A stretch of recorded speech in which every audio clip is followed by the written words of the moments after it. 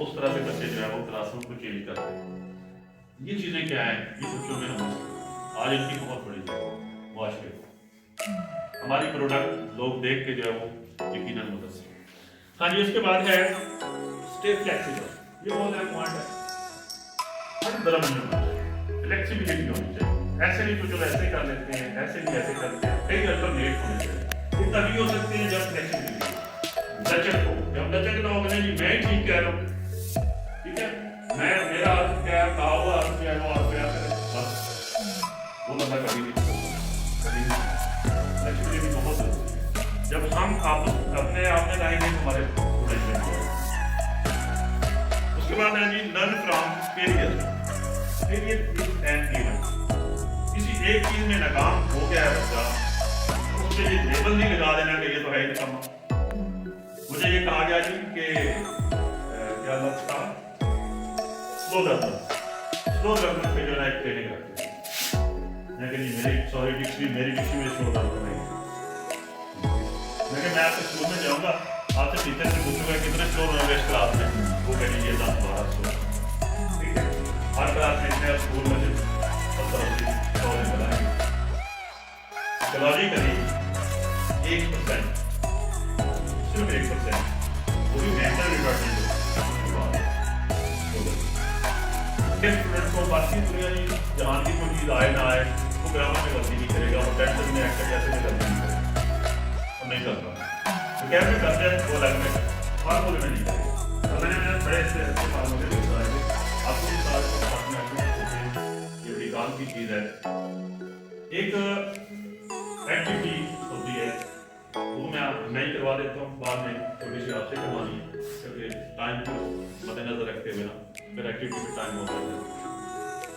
Present indefinite, past indefinite, future, 3 ज़माने हैं, इनकी 4 ब्रांचेज हैं। Present indefinite, present continuous, present perfect continuous, present perfect present indefinite, continuous, perfect और perfect continuous, 4 हो गई।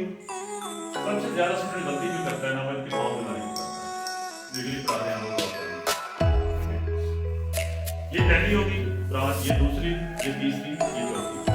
पहले में पहली बात लगती है, पहले ओके, उसके बाद दूसरे को एक दफा छोड़ दें, तीसरे में तीसरी लगती है, पहले में पहली, तीसरे में तीसरी, चौथे में चौथी।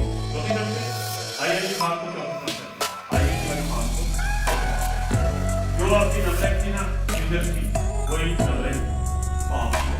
पहली में पहली, तीसरी में तीसरी, चौथे में सिर्फ दूसरे में चीज आती है, और दूसरा पास्ट का हो, प्रेजेंट का हो, फ्यूचर का हो, उसमें हमेशा होती है। और स्टूडेंट को खाएं तो बेटा आप आए बेटा आप बताएं, पहले में पहली है, दूसरे में चौथी है, तीसरे में तीसरी है, चौथे में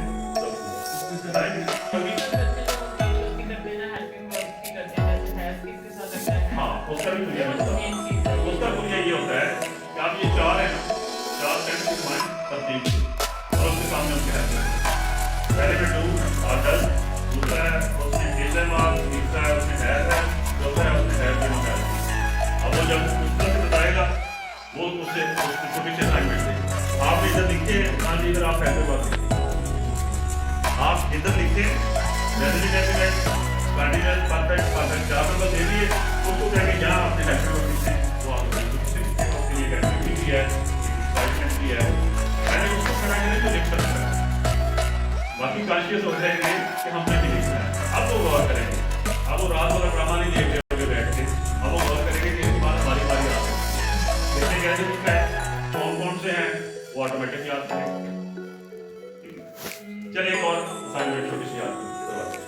आप क्लास में जाते हैं, स्टूडेंट कहते हैं जी आज बोर्ड नहीं पढ़ने, आप कैसे पढ़ाएंगे जी, कभी सोचा? चले बेटा आप उठे, आगे बढ़ो, आप आए शाबाश, हिम्मत करें, आप भी साथ आ जाए, वो परेशान हो गई बेटी बेटी। इसको साफ करके ना आपने ये बताना है कि आप क्या हैं, आप टीचर हैं या स्टूडेंट हैं? अभी तो स्टूडेंट ही है। चले लिखें जो भी लिखना है, एक साइड पे लिखें आप टीचर हैं या स्टूडेंट हैं? स्टूडेंट है, ओके। आप कहाँ से आते हैं? किसी सिटी से आते हैं, मतलब किसी कॉलोनी से आते हैं, किसी चक से आते हैं, किसी टाउन से आते हैं?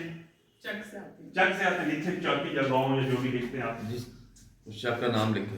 नहीं नहीं, अभी नहीं, अच्छा। सिर्फ चक नहीं, चक का नाम नहीं देना, आप सिर्फ चक से आ रहे हैं। ओके, अच्छा नीचे लिखे चक लिख दें आप सिर्फ। इससे नीचे आप किस चीज पे आते हैं? बाइक पे आते हैं, कार पे आते हैं, मोटरसाइकिल पे आते हैं, मोटर बाइक पे आते हैं। शाबाश, चलिए इधर एक लाइन लगाएं, आगे इसके आगे लाइन, हाँ कॉलम बनाना है, ठीक है। अपना नाम लिखते आगे, आपका नाम क्या है?